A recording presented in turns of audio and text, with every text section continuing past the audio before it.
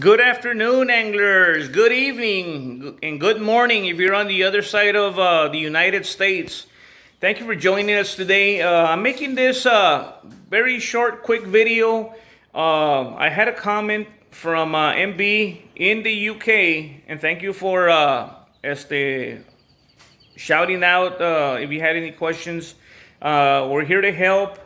I looked at some of my videos, and unfortunately, I was not able to find a video of where I am describing how it is that I did the setup on the kayak where I put the motor. It may be in there, but it may be tied into something else. You understand? So this is a very brief video, okay? And I want to see if it's a little bit helpful to MB.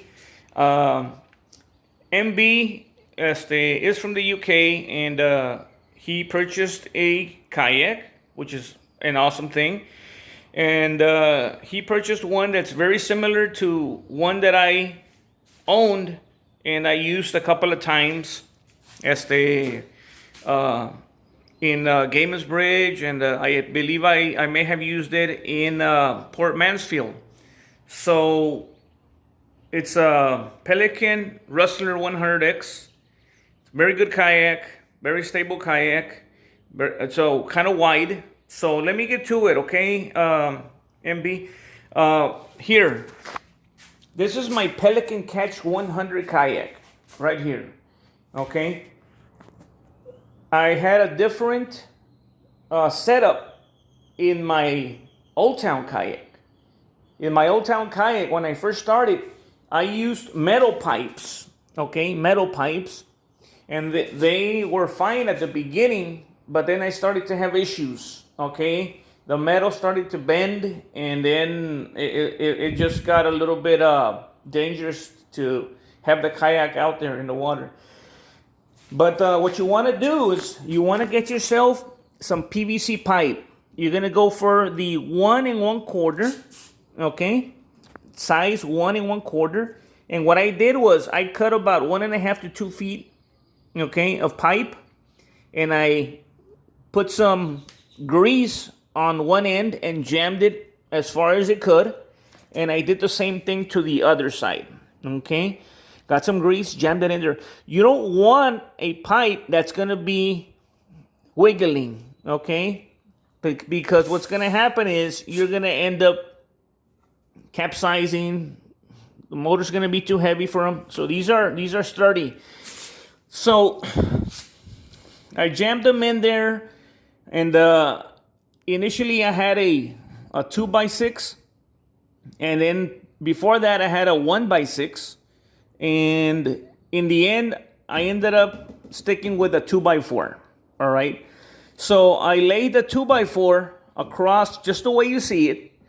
And I debated on how long I wanted it to stick out. And this is about the distance that I wanted it. I made the cut, put the caps on, painted it. And then I measured where I wanted to drill the holes. You do need to drill holes. I bought some bolts that go in here and they come out here, okay? And you want to get them stainless steel or galvanized, all right? So that you're not going to have any issues. Stainless steel or galvanized. And it's a pretty sturdy setup right here. The Rustler 100X may have some room so that you can put a crate. I am not completely sure, but it's not gonna affect where, well, if you have your chair right here, it should be fine. There shouldn't be any problems right there. You have to be absolutely careful not to put too much pressure on the rod holder assemblies, okay? Be careful, because those, if there's a lot of pulling and tugging, and it's gonna wear out, and the rod holders where they tie it down can come up, and there can be problems. So only use this for the trolling motor. Okay, my friend, he had rods. He had pipes sticking up here, and he would use them as rod holders.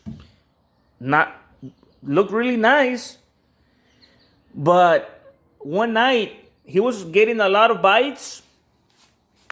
He was landing some good fish, and he didn't know, but the assembly broke off. The assembly broke off because there was a lot of pressure being added. So we left the power of the motor, all the weight that the kayak had, and everything broke off. The kayak capsized, and he almost drowned. Okay, so just be careful. Don't use the mount for anything other than the motor. Okay, and don't put a motor that's too heavy.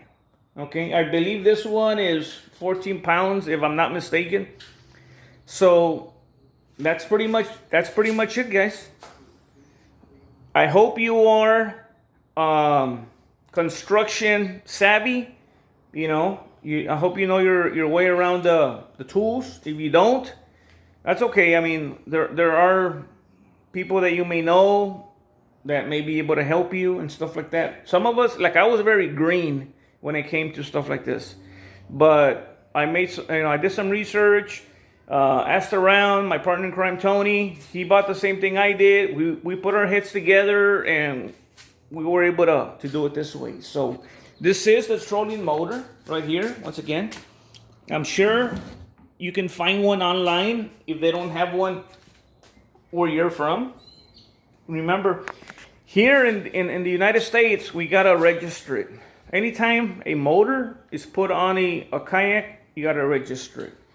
So you have to go to your nearest wildlife office, government office. If you don't require any of this, perfect. But be safe. Get yourself a life vest. Take a whistle. A sound producing device. If you fish at night or during bad weather, take a light. Flashlight, headlamp, something, and learn your surroundings, wherever you're gonna go. Make sure you're familiar with them, and that's pretty much it. This is one short video. So guys, I'll leave you with that. MB, I hope it helped. For anybody else, if you have a comment, if you have a question, feel free. If you haven't subscribed, help anglers out. We want to pick up those numbers. And if you like the video, hit the like button. Okay.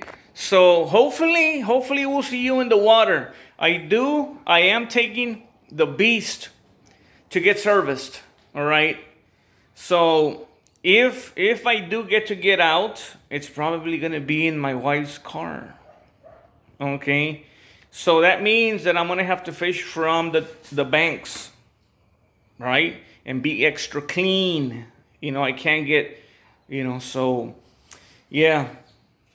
And once the beast gets back, we're ready to rock and roll. Hopefully the weather's better, and I can take the old Bass Tracker Classic XL out there. It's been sitting here, over the winter. And it's ready to get out there in the flats and do some good fishing. So I hope this video helps, and I'll leave you with that. From Far Texas, Anglers 48 signing off.